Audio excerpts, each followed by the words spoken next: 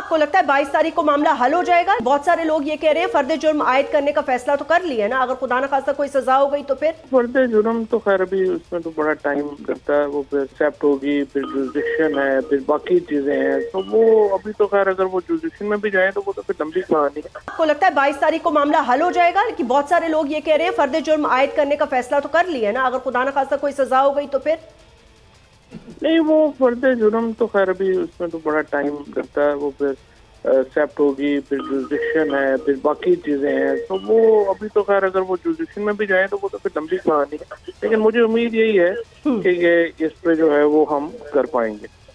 आप कर पाएंगे, ठीक है। सो ऑब्वियसली आपने इस हवाले से कोई ना कोई स्ट्रैटेजी तो तैयार की होगी which coming in the coming days आप लोग ऑब्वियसली शेयर करेंगे। खान साहब ने आज कहा कि पूरा मुल्क को मैसेज देना चाहता हूँ, अपने आप को मोबिलाइज करें, ये करें वो करें। फवाद चौधरी साहब, because you know I have a very long standing relationship with you, तो मैं I can take the leverage of asking you some difficult questions. Well they are not really difficult. मैं खाली ये कहना चाहती हूँ कि आप लोगों ने कहा बैकडोर चैनल से किसी से गुफ्तगू नहीं हो रही, मतलब जाहिर है वो खान साहब ने कहा मैं अपनी ज़िंदगी खुदा न खास्ता दे सकता हूँ लेकिन चोरों से बात नहीं करूँगा। वेल दैट्स फाइन, बिकॉज ये सारी जद्दोजहद ही उनके खिलाफ है। मेरा सिर्फ एक छोटा सा सवाल ये है कि क्या आपकी पार्टी में आप जैसे लोग, कुछ और लोग, दीगर लोग जो अंडरस्टैंड करते हैं dynamics of politics in this country, जिसमें कि एस्टैब्लिशमेंट का एक बहुत बड़ा रोल है और हमेशा रहा है, and we can not minus that, उससे बातचीत करने का कोई दरवाजा खुला है?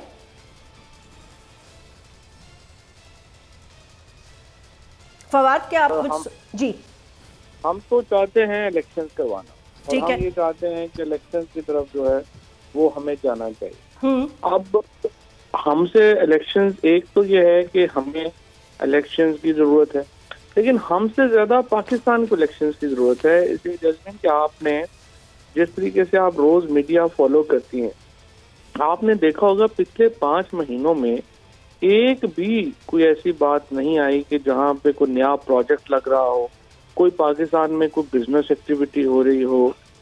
इवन अभी ये जो सैलाब का मामला आया है, आप देखें, अगर कंपैरिजन करें जब जनाब मुशर्रफ साहब पाकिस्तान के सदर थे और ज़लज़ला आया था, या फिर 2010 के सैलाब आए थे, किस तरह पाकिस्तान के दोस्त मुल्क उसकी इमदाद को आए थे। लेकिन अब हम देख रहे हैं कि ये बिल्कुल पाकिस्तान एक आइसोलेट हुआ है, पाकिस्तान इतनी बड़ी तबाही हुई है और हम अकेले उसमें खड़े हैं।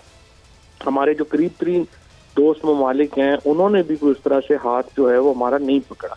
उसके बाद इन्वेस्टमेंट तो भूल ही जाइए, लार्ज स्केल मैन्युफैक्चरिंग को तो आप भूल जाए। आपने रियल एस्टेट का भी कोई प्रोजेक्ट नया नहीं देखा होगा, जिससे आज IMF साइन हो गया है। सबसे बड़ा इनका ख्याल था मिफ्ता इस्माइल, वैसे तो जब भी टीवी पे आए हैं उन्होंने हमेशा लुट गए, मर गए, बर्बाद हो गए की दास्तान सुनाई है और कोई अच्छी खबर उनकी तरफ से नहीं मिली। लेकिन आप देखें, हमें कह रहे थे कि IMF साइन हो गया तो पता नहीं पाकिस्तान में क्या दूध नहर की शहर की नहरें बहना शुरू हो जाएंगी।